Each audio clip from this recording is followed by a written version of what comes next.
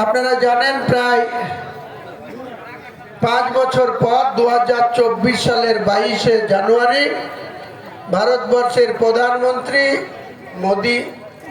শ্রী মোদীজি তিনার উপস্থিতিতে সেখানে রাম মন্দির প্রতিষ্ঠা হয়েছে।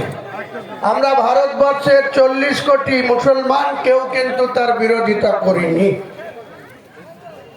তারা তাদের ধর্ম বা সুপ্রিম কোর্টের দেওয়া জায়গায় সিদ্ধান্তকে সম্মান ভারতবর্ষের অমুসলিমরাও যেমন করেছে, তেমনি মুসলিম সম্প্রদায়ের মানুষ আমরা 40 কোটি ভারতবর্ষের মুসলমান সম্প্রদায়,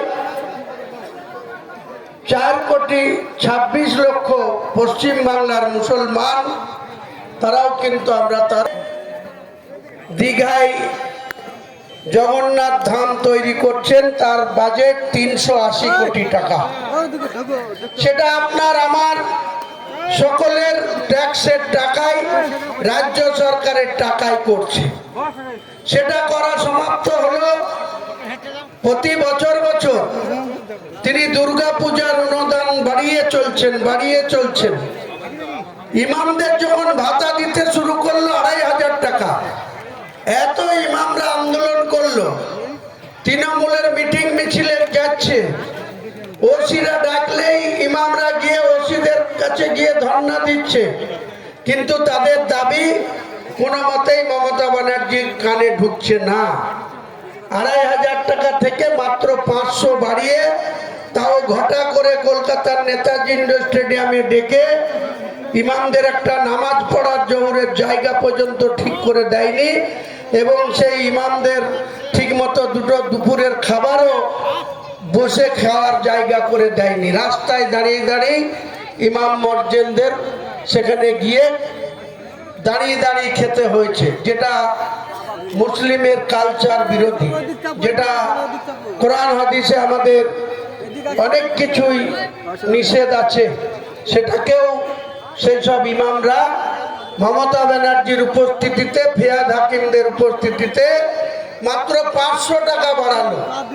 1000 টাকা মসজিদদের ছিল আর 2500 টাকা ইমামদের ছিল। 500 টাকা বেড়ে 3000 টাকা ইমামদের আর 1500 টাকা মসজিদদের, দুটো মিলে বছরে কত? 54,000। 3 বারং 36 আর 12 ডেড়ে 18, টোটাল মিলে 54,000। আর দুর্গা পুজোর অনুদান 2018 সালে শুরু হলো 10,000 টাকা, 1 লাফে পরের বছর 19 সালে 40,000 টাকা, তারপরে 60,000 টাকা, তারপরে 70,000 টাকা, তারপরে 85,000 টাকা, তারপরে 2025 সালে এসে 1,10,000।